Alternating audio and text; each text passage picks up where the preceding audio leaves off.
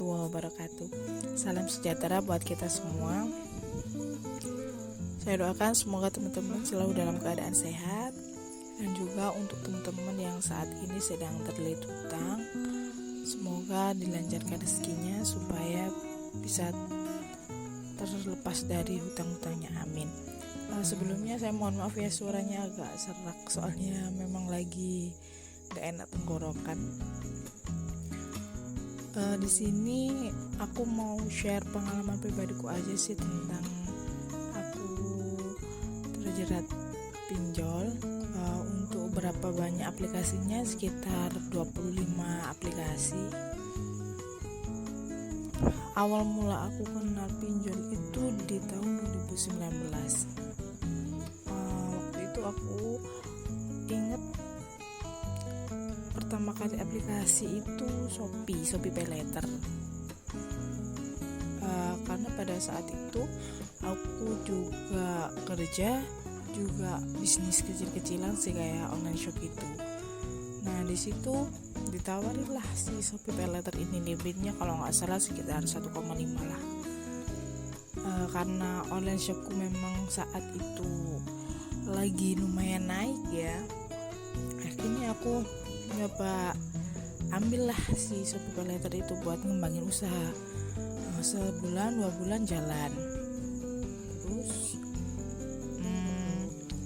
sekitar 4 bulan setelah itu Shopee Paylaterku nambah terus nih sampai limit di angka 4 juta. Nah di situ aku pas bulan 12 itu full gitu loh untuk orderan. Akhirnya aku butuh modal besar lagi nih buat muterin barang gitu. Aku mikirnya kan udah beberapa bulan ini kan lancar-lancar aja, pasti bisa lah bayar gitu. Akhirnya aku ambil lah di Kredivo buat nambah modal usaha. Waktu itu ambil di angka 8 juta. Awalnya sih gak langsung 8 juta ya, awalnya 2 juta, 3 juta. Cuma aku pakai buat sehari-hari aja kayak token listrik, beli pulsa gitu. Akhirnya nambah terus, akhirnya sampai 8 juta. Akhirnya aku ambil lah itu. Udah ambil kan 2. Pas awal 2020 itu COVID masuklah di Indonesia.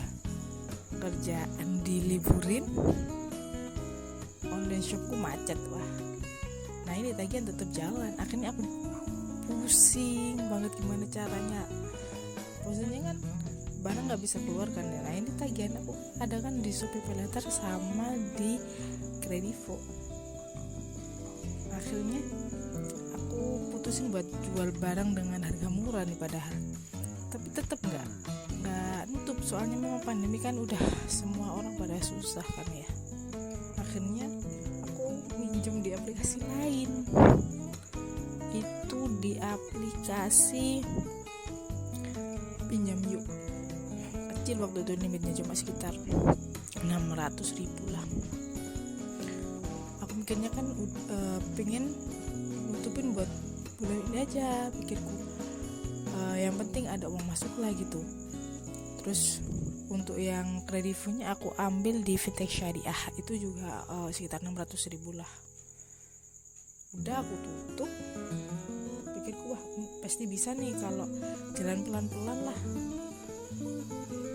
Nah bodohnya aku, yang namanya hutang ditutupin sama hutangnya malah tambah besar kan, nggak tambah kecil. Nah aku tuh bodohnya di situ, kurang gitu loh. Akhirnya bulan berikutnya aku malah sakit, sekeluarga itu kena, aku, ibu, kakakku kena semua. Tambah nggak bisa cari duit kan, wah tambah pusing. Akhirnya ini tagihan ada jalan terus nih, gimana ya aku muter uang gitu, mau cari duit juga nggak bisa kan. Akhirnya aku pinjol yang lain. Waktu itu aku ambil di Kredit Pintar sama Ada Kami, limitnya sekitar 1,2 sama 1,5. akhirnya terus gitu, gali lubang tutup lubang, gali lubang tutup lubang, akhirnya aku mentok gitu loh. Aku juga itu udah capek loh, aku kerja kan waktu itu pandemi juga kan, nggak bisa full.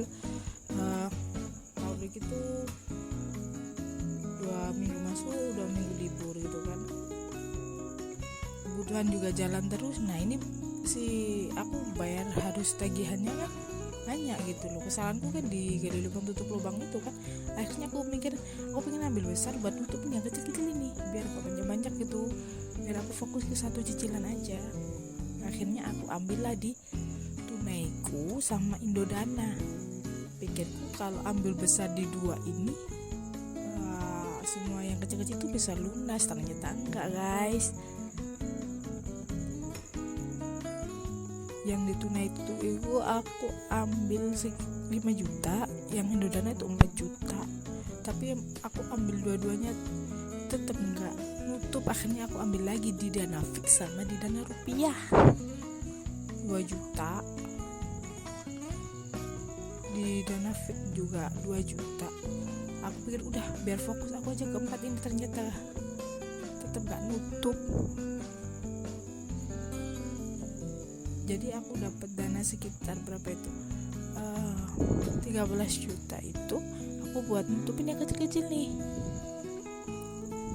Yang kecil-kecil udah aku tutup. Oke.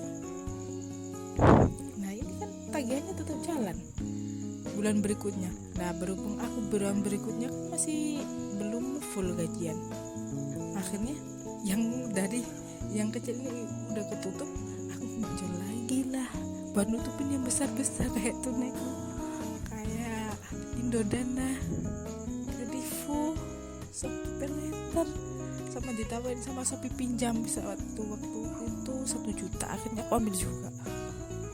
Bodohnya di situ, gali lubang tutup lubang sampai puluhan aplikasi.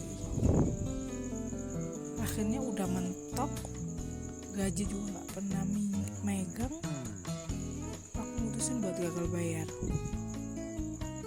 Pertama pasti pusing ya, apalagi aku gak ada motif gak ada temen atau orang yang masih tahu resiko gagal bayar itu gimana.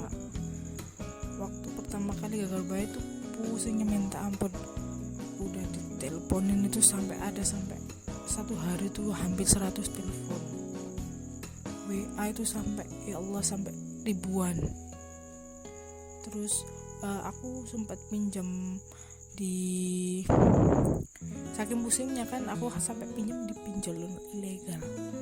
Waktu itu pusingnya tambah parah, soalnya kan kalau pinjol ilegal kan pasti share ke itu kan nomor-nomor gitu, nomor WA, terus di Facebook udah di-share, wah ditabrakin teman-temanku, udah saudaraku sana sini, wah tambah pusing dah gua. Akhirnya aku mutusin buat udah aku nggak mau respon dulu, aku mau nenangin dulu diri. Akhirnya aku buka internet, coba gali-gali lagi. Aku tonton video YouTube. Sebenarnya sih nggak cari apa-apa ya, cuma buat cari motivasi aja buat diriku sendiri gitu loh, buat aku lebih kuat gitu. Terus lama-kelamaan juga akhirnya aku lebih paham lah kalau emang resiko gagal bayar tuh gini gitu loh. Jadi aku habis nonton video itu juga di YouTube, cari-cari info di internet, akhirnya aku lebih kuat, lebih tenang gitu aja. Untuk pengalaman DC lapangan sih sampai saat ini ya, DC-nya sih masih sopan. Memang ada yang sopan sih, cuma hadapin aja dengan santai, nggak usah gugup, nggak usah takut. Soalnya kalau kita gugup pasti pihak D-nya makin nyecer kita gitu loh. Waktu didatengin juga biasanya sih kalau nggak pagi sore ya. Buat temen-temen tetap tenang, jangan panik kalau didatengin DC. Hadapi dengan santai aja, toh dia juga bertamu kan ke rumah kita, ada dana bilang kalau ada dana ya bayar, kalau nggak ada ya bilang aja nggak ada. Paling biasanya minta foto aja buat laporan. DJ juga ke rumah kita pasti mikir-mikir kalau ngapa-ngapain, soalnya kan ini kan rumah kita gitu loh, kawasan kita, kalau ada macam-macam tinggal teriak aja. Tapi selama ini sih untuk DC masih oke lah, masih oke. Pokoknya kita hadapin aja dengan santai. Untuk teman-teman tetap semangat ya yang sedang KB sekarang, gak usah takut.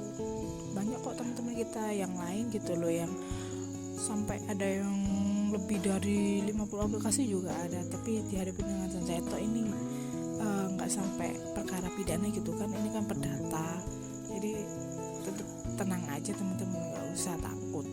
Untuk teman-teman yang mau